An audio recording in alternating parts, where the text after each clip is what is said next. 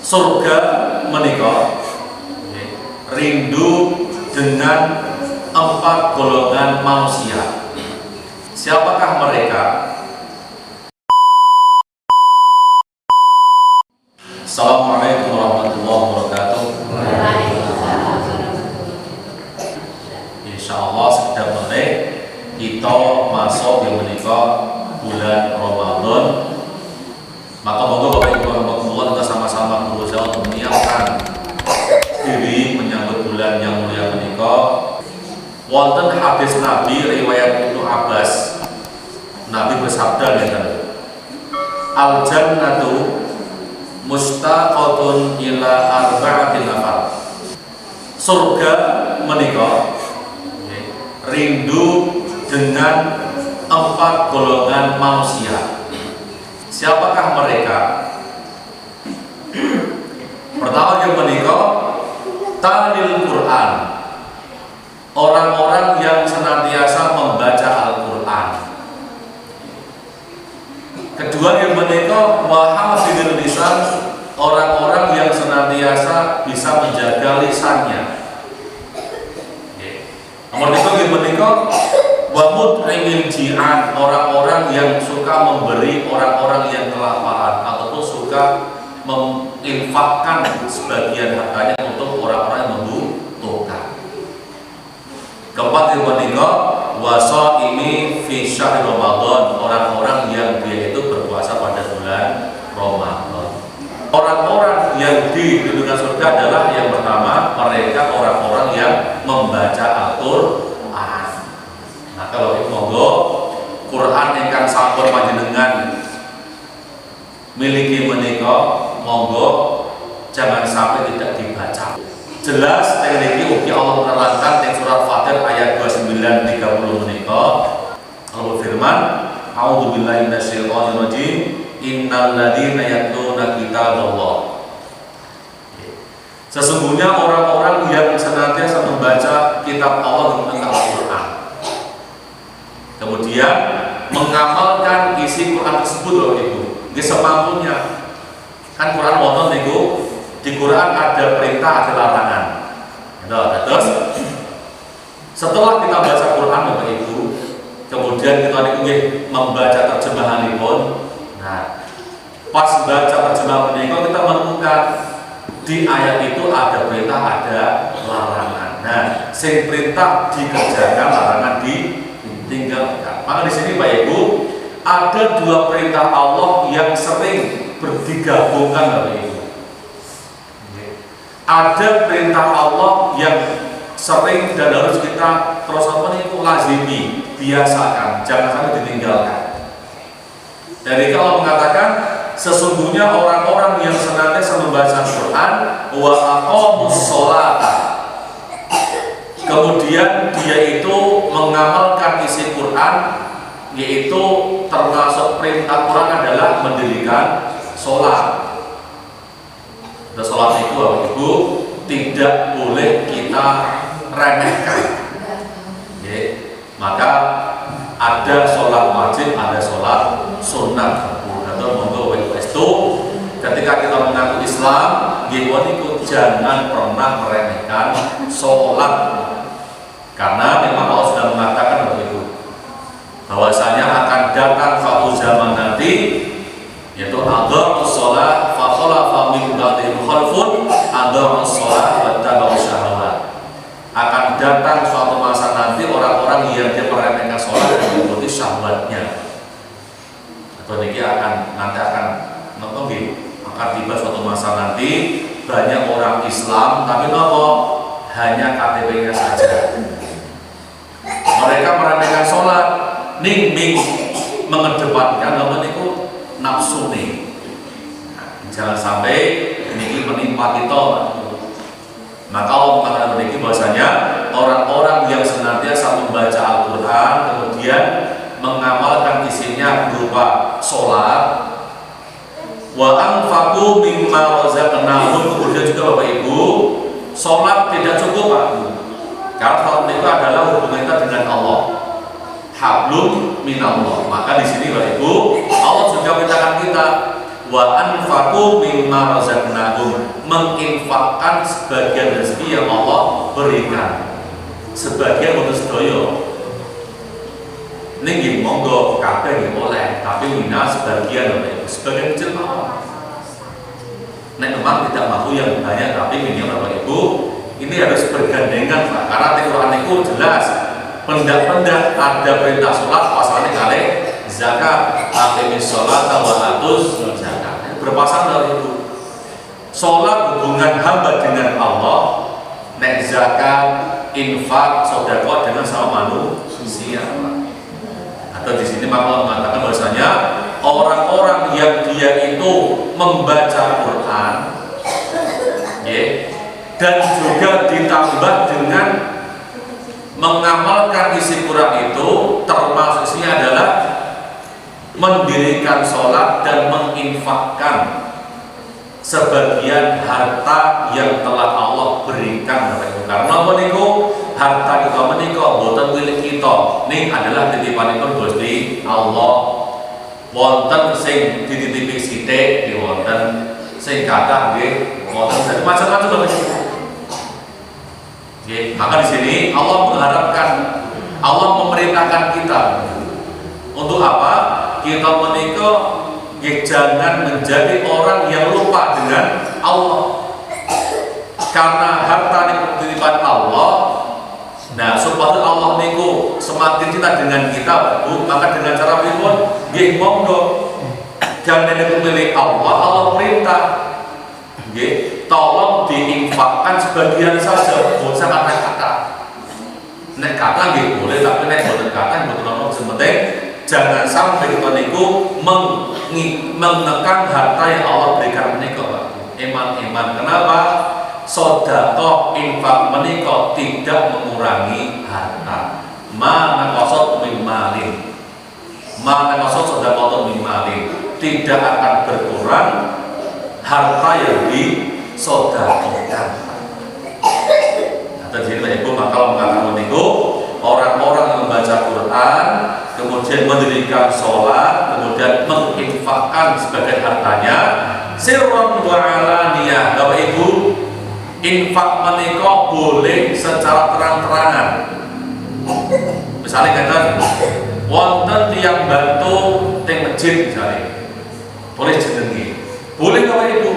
Napa tujuan ini pun butuh masalah riak betul, tapi napa untuk mengajak yang lainnya supaya apa? Nderek kebaikan yang dicontohkan menika. Sing penting Bapak Ibu, nek kita infak terang-terangan bisa menjaga hati kita. Ya, jangan sampai kemudian ditulis namanya kemudian merasa paling hebat, merasa paling tidak boleh, Pak. Nanti malah itu bisa merontokkan pahala, karena ada sifat namanya itu riak itu. Maka boleh, Pak. Ya, boleh di terang-terangan, boleh juga sirron secara sembunyi-sembunyi. Artinya ya sudah kita memberikan pada seseorang atau pada lembaga boten kedah mertos.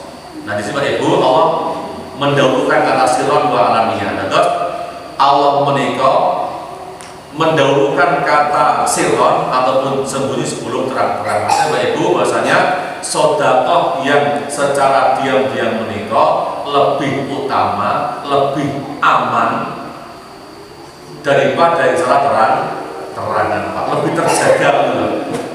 Mbok sekedhik kata nek diberikan secara sembunyi-sembunyi itu lebih aman, Pak. Itu akan terhindar dari sifat apa niku riya dan sebagainya. Maka di sini ini boleh saja orang berinfak diterangkan juga boleh-boleh saja. Hanya untuk melihat apa niku jelas karena Allah ini juga untuk mengajak yang lain supaya semua dia bisa meniru apa yang dia contohkan. Sementing bisa menjaga hatinya, Pak. Jangan sampai tidak bisa menjaga hati maka tidak iman. Kemudian kata lagi, maka Bapak Ibu, orang-orang yang membaca Quran rutin Bapak Ibu tiap hari yaktunakan tiap hari, Pak.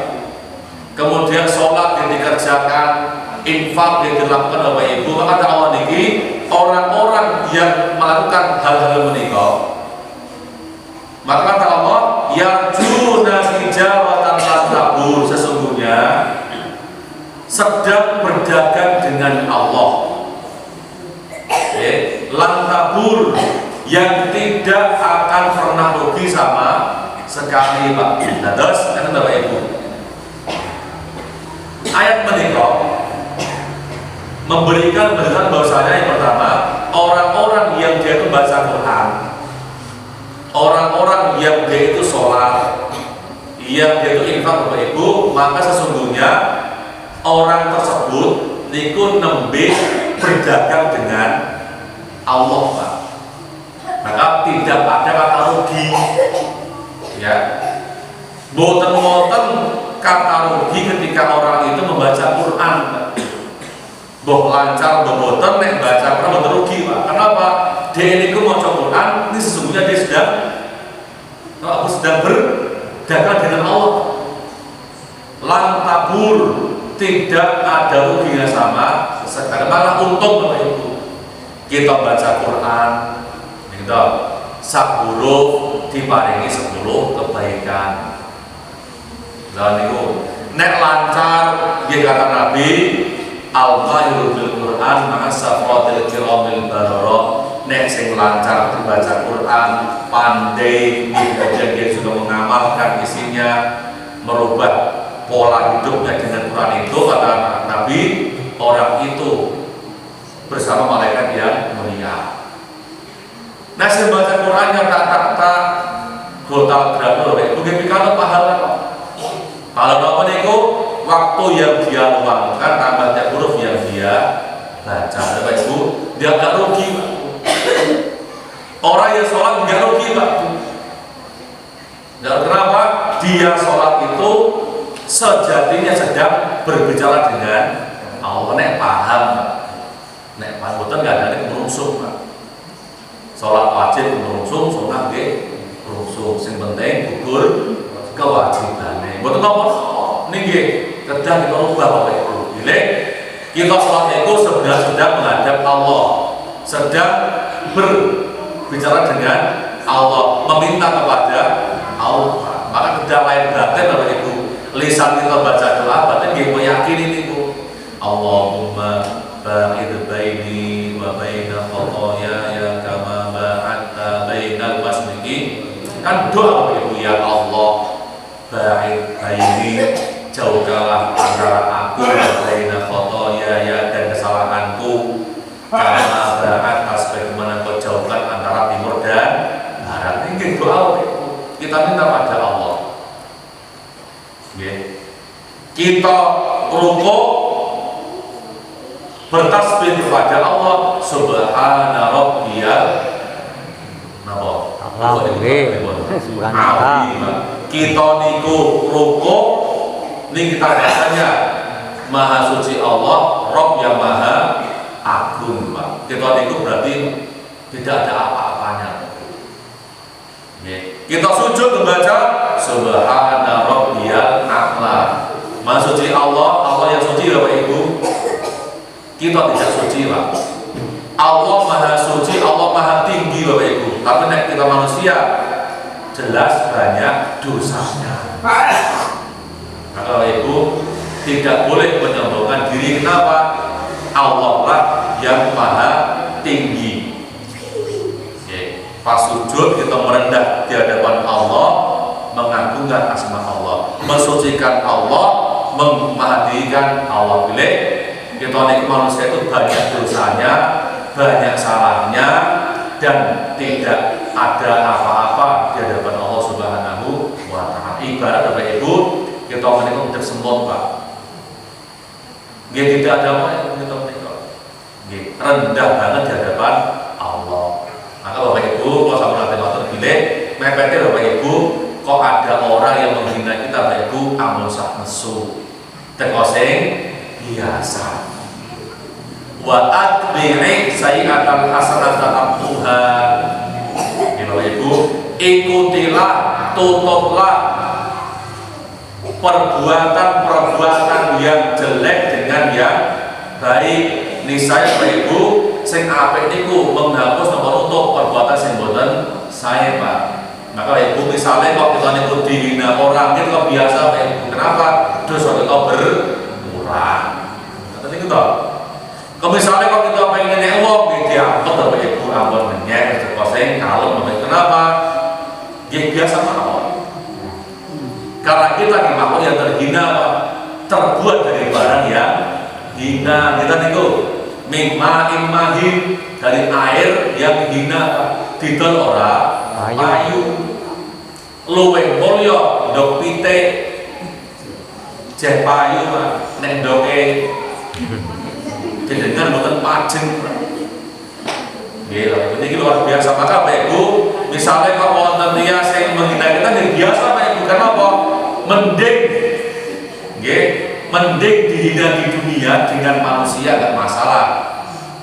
Sementing kita benar Pak. Nek kita salah mboten dihina niku diingatkan. Maka kita udah paham Ibu, kita paham bahasa kita niku dielengke kok dinyekan ngoten. Ampun ngantos dielengke darani dinyanyi, kita paham Bapak Ibu. Maka nek dikandani dijak apik nggih kita berusaha mengikuti, nek dijak Allah nggih ampun mengikuti Pak. Misalnya karena kita ini kan memang butuh rasa Bapak Ibu. Bahkan Bapak Ibu termasuk sifat sombong adalah batarul haq wa nas. Orang sombong ini bukan masalah sing gadang apa di pabrik boten, tapi sombong itu adalah batarul haq wa nas. Menolak kebenaran, meremehkan orang lain, ini sombong.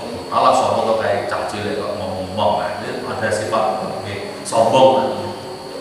Bapak Ibu bukan mawon kajian dari menika monggo memberi manfaat senang bersama kita untuk terus berbuat kebaikan, karena jangan pernah kita menika bosan berbuat baik, jangan bosan menjadi orang yang baik. Pokoknya sering semangat, Bapak Ibu, itulah yang akan memudahkan kita nanti untuk mendapatkan husnul khotimah. Qul qawli hada subhanallah wa bihamdihi la ilaha illa anta astaghfiruka wa atubu ilaik. Assalamualaikum warahmatullahi wabarakatuh.